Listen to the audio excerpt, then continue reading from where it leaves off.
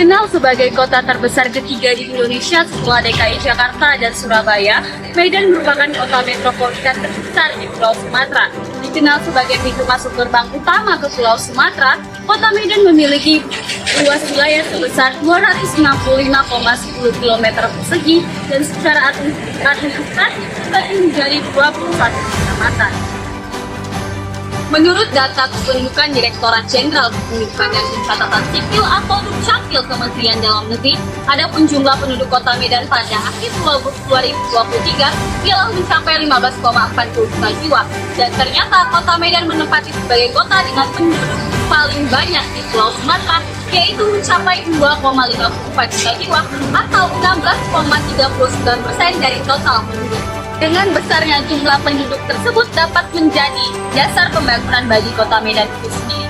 Namun, dengan banyaknya jumlah penduduk tersebut juga dapat menjadi permasalahan lingkungan bagi Kota Medan, yaitu salah satunya adalah polusi udara yang disebabkan oleh penggunaan kendaraan, baik itu kendaraan bermotor maupun kendaraan lainnya yang dipakai oleh warga masyarakat yang mengeluarkan emisi gas hingga menimbulkan polusi udara.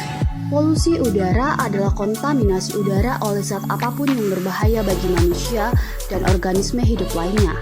Ini dapat menyebabkan atau berkontribusi pada berbagai masalah kesehatan, mulai dari yang ringan hingga yang parah dan berbahaya.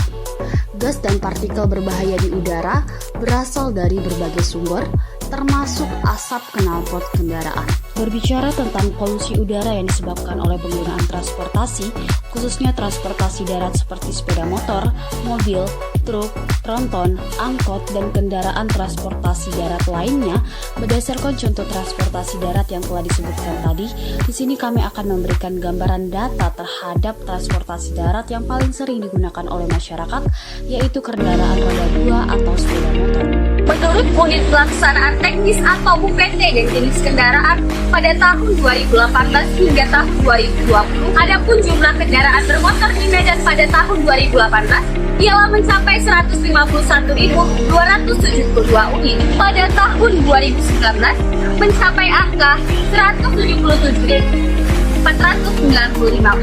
Pada tahun 2020, angka kendaraan bermotor di Medan mencapai pada angka 232.529 unit. Kemudian terus meningkat hingga data terakhir yang dikeluarkan oleh Polda Sumatera Utara pada akhir 2023, yaitu mencapai angka 2.724.585 unit. Adapun fakta pencemaran udara atau juga polusi di Kota Medan secara mendalam, yaitu secara umum pencemaran udara di Kota Medan adalah kendaraan bermotor, terutama kendaraan pribadi dan juga angkutan umum yang menggunakan bahan bakar fosil. Dampak kesehatan pencemaran udara di Kota Medan ini juga menyebabkan peningkatan kasus penyakit pernapasan seperti asma dan juga bronkitis, serta masalah kesehatan lainnya seperti iritasi mata dan juga kulit. Kualitas udara yang buruk Kota Medan sering mengalami tingkat kualitas udara yang buruk, terutama selama musim kemarau atau di daerah-daerah dengan lalu lintas yang padat. Upaya pengendalian pemerintah di Kota Medan ini juga melakukan berbagai upaya yang mengendalikan pencemaran udara, termasuk mengatur emisi kendaraan bermotor, peningkatan penghijauan, dan pengelolaan limbah secara lebih baik. Namun masih diperlukan upaya lebih lanjut. Dampak pencemaran udara dari asap kendaraan, asap pabrik, asap rokok, dan lain-lain bisa memicu terjadinya gangguan pernapasan. Selain itu, pencemaran udara juga bisa berakhir pada berkurangnya kadar oksigen di dalam tubuh manusia, sehingga membahayakan kesehatan.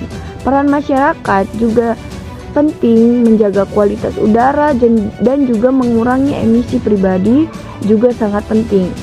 Pergeseran ke transportasi yang lebih ramah lingkungan dan pengelolaan limbah yang lebih baik dapat membantu mengurangi beban pencemaran udara di Kota Medan. Di sini saya akan menjelaskan terlebih dahulu pengertian baku mutu itu. Nah, baku mutu adalah standar atau kriteria yang ditetapkan untuk mengukur dan mengendalikan kualitas suatu aspek lingkungan seperti udara, air, agar tidak melebihi batas yang dapat membahayakan kesehatan manusia dan lingkungan. Secara hukumnya, baku mutu seringkali ditetapkan oleh pemerintah atau Badan Lingkungan Hidup dan oleh industri masyarakat untuk mencegah dan mengendalikan polusi serta kerusakan lingkungan lebih lanjut. Nah, tentunya kita juga harus tahu pentingnya baku mutu ini diterapkan. Yang pertama itu agar terrealisasinya perlindungan kesehatan masyarakat. Nah, dalam hal ini baku mutu memastikan bahwa tingkat polutan atau kontaminan di lingkungan tidak mencapai level yang dapat membahayakan kesehatan manusia. Dan yang kedua itu pencegahan pencemaran. Nah, dengan menetapkan batas maksimum untuk berbagai zat pencemaran, baku mutu berperan dalam mencegah pencemaran sebelum terjadi. Dan yang ketiga itu pelestarian lingkungan. Baku mutu membantu menjaga kualitas lingkungan alam termasuk udara, air, dan tanah sehingga ekosistem tetap sehat dan berfungsi dengan baik. Dan yang keempat, yaitu yang terakhir, adalah pengendalian pencemaran.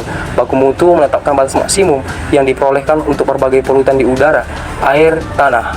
Hal ini membantu mengendalikan tingkat pencemaran yang dihasilkan dari aktivitas manusia dan industri sehingga tidak melebihi kapasitas lingkungan untuk menetralisir polutan tersebut. Polusi udara di Kota Medan merupakan salah satu masalah lingkungan yang serius, terutama disebabkan oleh emisi kendaraan bermotor. Seiring dengan meningkatnya jumlah kendaraan dan urbanisasi, kualitas udara di Medan kian memburuk. Menurut indeks kualitas udara, Medan seringkali berada dalam kategori tidak sehat bagi kelompok sensitif dengan AQI sekitar 134. Ini berarti bahwa kelompok rentan seperti anak-anak, lansia, dan orang dewasa dengan penyakit pernapasan perlu mengurangi aktivitas luar ruangan untuk menghindari dampak buruk dari polusi udara. Sejalan dengan pertumbuhan jumlah kendaraan bermotor, kontribusi gas buang kendaraan bermotor sebagai sumber polusi udara pada kota-kota besar juga telah meningkat. Ini merupakan kontribusi pencemaran udara yang paling dominan. Penyebab utama dari polusi udara Kota Medan adalah emisi kendaraan. Kendaraan bermotor menggunakan bahan bakar fosil seperti bensin atau diesel yang menghasilkan emisi gas buang saat terbakar. Emisi ini mencakup berbagai zat pencemaran udara seperti partikulat, nitrogen dioksida, karbon monoksida, sulfur dioksida, dan hidrokarbon. Emisi tersebut langsung dilepaskan ke udara saat kendaraan digunakan. Jumlah kendaraan. Pertumbuhan jumlah kendaraan bermotor yang signifikan dalam beberapa tahun terakhir telah menyebabkan peningkatan emisi secara drastis. Dengan semakin banyaknya kendaraan yang beroperasi di jalan, maka akan semakin besar pula jumlah emisi yang dihasilkan. Kepadatan lalu lintas. Kota Medan merupakan salah satu kota dengan lalu lintas yang cukup padat, sehingga sering terjadi kemacetan di beberapa ruas jalan. Dengan adanya kemacetan, maka emisi yang dihasilkan akan semakin meningkat karena penggunaan pembakaran bahan bakar yang tidak lagi efisien.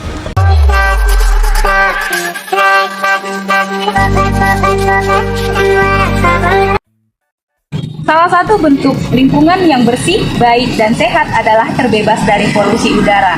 Berdasarkan Pasal 1 Angka 14 Undang-Undang Nomor 32 Tahun 2009 tentang Perlindungan dan Pengelolaan Lingkungan Hidup menyatakan bahwa pencemaran lingkungan merupakan masuk atau dimasukkannya zat, energi, maupun komponen lain ke dalam lingkungan hidup oleh kegiatan manusia.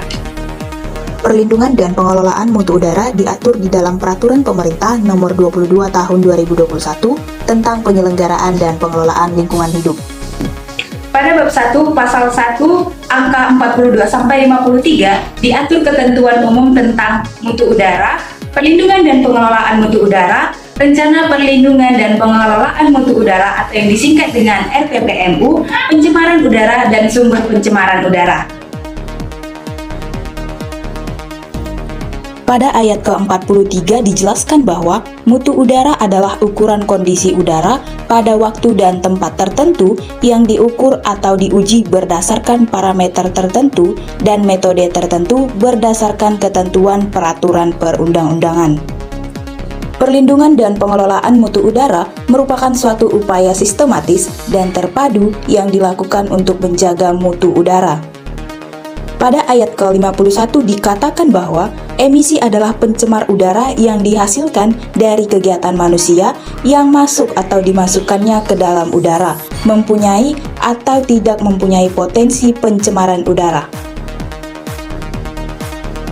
Ketentuan tentang perlindungan dan pengelolaan mutu udara terdapat pada bab 4. Pasal 163 berbunyi, penyelenggaraan perlindungan dan pengelolaan mutu udara meliputi perencanaan, pemanfaatan, dan pengendalian. Kemudian pada pasal 164 menyatakan bahwa perencanaan, perlindungan, dan pengelolaan mutu udara dilakukan melalui inventarisasi udara, penyusunan dan penetapan baku mutu udara ambien, penyusunan dan penetapan wilayah, perlindungan dan pengelolaan mutu udara, serta penyusunan dan penetapan rencana perlindungan pengelolaan mutu udara. Melanjutkan pasal yang sudah dijelaskan tadi, nah jadi mengenai polusi udara sudah tertera juga pada pasal 166 ayat 1. Dikatakan bahwa inventarisasi udara sebagaimana dimaksud adalah dilakukan dengan tahapan identifikasi sumber emisi atau sumber gangguan, jenis emisi atau jenis gangguan pencemaran udara, dan perhitungan emisi, gangguan dan mutu udara ambien. Identifikasi sebagai dimaksud adalah dilakukan untuk memperoleh data dan informasi mengenai jenis usaha ataupun kegiatan yang menghasilkan emisi atau gangguan, lokasi sumber emisi atau sumber lokasi sumber emisi, sebaran emisi, dampak terhadap kesehatan manusia dan lingkungan. Di bagian pasal 190 ayat 3 bagian B menyatakan bahwa baku mutu emisi yang dimaksud diterapkan pada sumber emisi bergerak. Sumber emisi yang bergerak sebagai dimaksud tersebut adalah produk dari usaha atau kegiatan sektor industri otomotif, penggunaan alat transportasi darat dan penggunaan alat berat. Nah, jadi dari sini bisa kita simpulkan bahwa peraturan pemerintah nomor 22 tahun 2021 tentang penyelenggaraan dan pengelolaan lingkungan hidup. Nah, selain itu ada juga peraturan daerah Provinsi Sumatera Utara nomor 2 tahun 2011 tentang pengendalian pencemaran udara.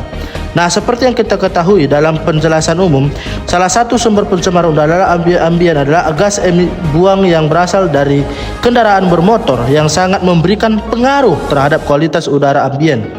Oleh karena itu, salah satu upaya yang dapat dilakukan untuk mengendalikan pencemaran udara di daerah adalah dengan melakukan pengujian emisi gas buang dari kendaraan bermotor.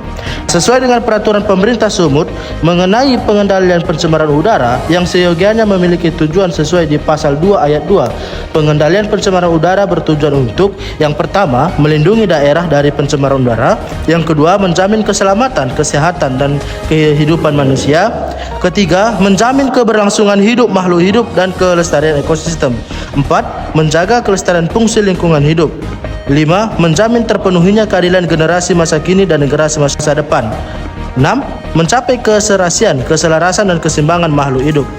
7. Menjamin pemenuhan dan perlindungan hak atas kualitas udara yang baik dan sehat.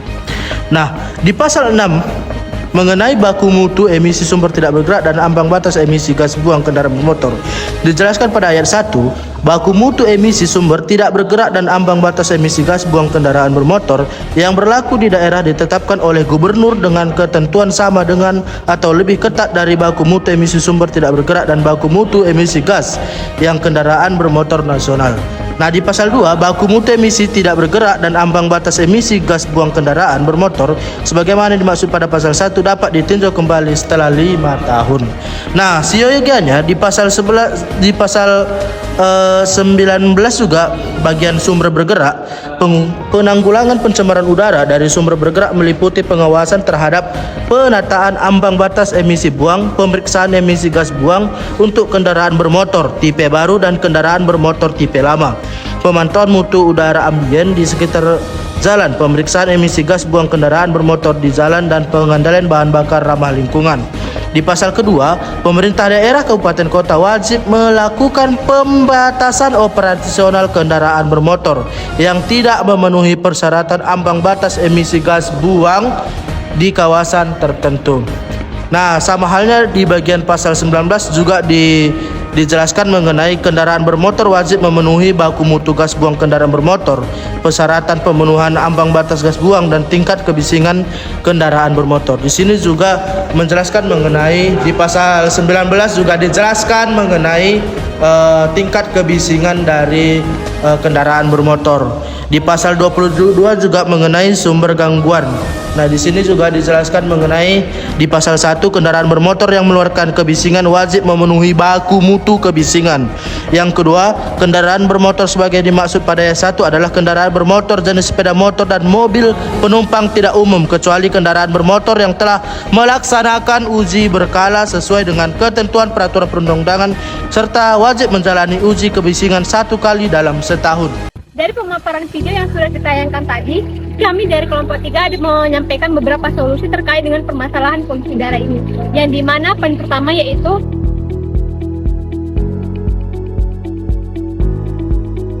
poin pertama, pengecekan emisi secara rutin, yang dimana pengecekan emisi ini merupakan langkah penting dalam memastikan kendaraan bermotor telah memenuhi standar polusi udara. Inspeksi ini meliputi pengukuran emisi kendaraan untuk mendeteksi dan mengurangi polusi udara. Melalui program ini, kendaraan yang tidak memenuhi standar emisi dapat diperbaiki atau dipensiunkan, sehingga mengurangi dampak negatif terhadap lingkungan dan kesehatan manusia. Pemerintah pada umumnya memantau penerapan pengendalian ini untuk memastikan kepatuhan masyarakat dalam berkendara.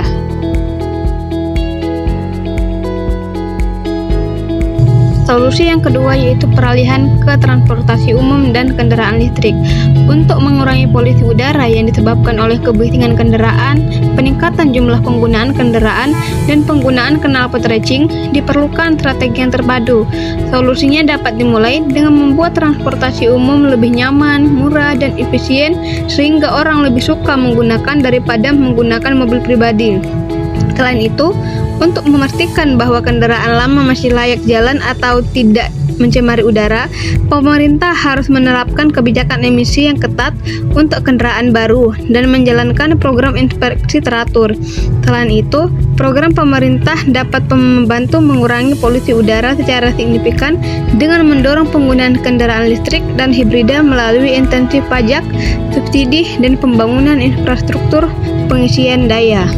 Dan solusi yang terakhir yaitu Hari Bebas Kendaraan, yang dimana Hari Bebas Kendaraan ini merupakan inisiatif yang diterapkan di banyak kota di dunia untuk mengurangi polusi udara dan kemacetan lalu lintas dengan membatasi penggunaan kendaraan bermotor pada hari-hari tertentu. Program ini mendorong masyarakat untuk menggunakan alat transportasi lain yang lebih ramah lingkungan seperti berjalan kaki, bersepeda, atau angkutan umum. Hari Bebas Kendaraan memiliki tujuan untuk meningkatkan kesadaran masyarakat tentang dampak negatif kendaraan bermotor terhadap lingkungan dan kesehatan.